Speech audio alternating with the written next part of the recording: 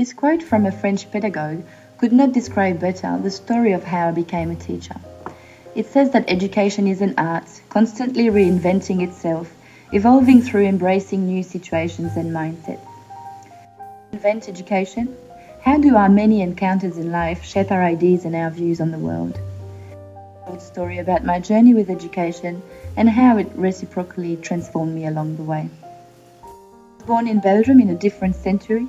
My mum was a language teacher and my dad a math and physics teacher. My first Christmas present would have been a blackboard or coloured pencils, and so far it seems almost set in stone that I was destined to become a teacher too. Being the first one to get to school every day and having teachers as family friends provided the last necessary conditions for me to become the biggest teacher's pet. And yet I was not. I worked hard at being popular and cool.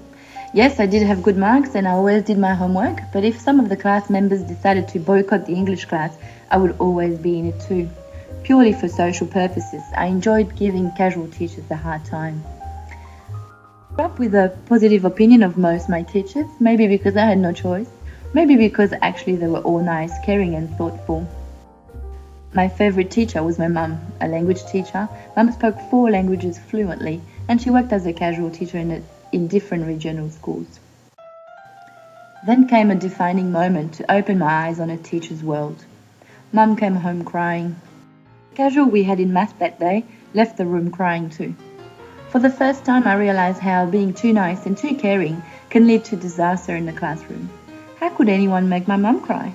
I guess students who were just like I was. I stopped that day. Mum stopped that day too. I went on to finish school, then on exchange in Sydney. One condition of my exchange was to go to school here for a year, mainly to learn English, but also in view of understanding the culture. Defining moment number 2. Here students wear uniforms. Here students and teachers act like they're friends. Here students have their desk in a circle or in groups. Here students can speak in class and defend their opinion. Surely being a teacher in a school would be the best job in the world. Apart maybe from the uniform part, which could be a topic for a second story. So there I knew it. I wanted to be a teacher. Mum said, "Oh, Natalie, you could do so much better." Defining moment number 3. I followed her advice and I did not become a teacher. I became a speech pathologist, thinking it was a good compromise between caring for children and helping them become the best that they can be. No class management involved. Working with teachers though, I quickly realised how challenging the profession was. A few years later, I came back to Australia just to make sure to find a job. I thought I would train in being a French teacher. From teaching French to adults, I ended up in charge of children's classes. From working independently, I ended up working in schools. I met our teachers.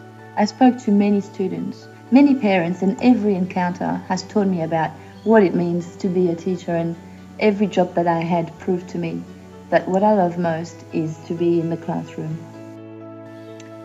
Today my mum is not here anymore, but I'm sure that wherever she is, she would be proud of who I've become. My vision of education is still evolving, and this project is evidence for that. It's a profession that is never conquered, always changing, and that's exactly what I love about it. Just like in jigsaw puzzles, every piece depends on another, and the construction would not work if it wasn't for each individual piece.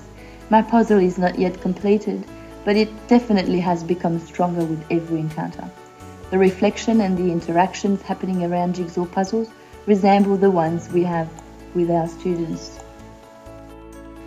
Today I believe that an ideal language classroom is an environment where individual differences are respected and are understood, and where reflection happens around interactions. A flexible and open-minded attitude is necessary to work in partnership with my students and continue to develop my teaching skills, considering new approaches on their merits.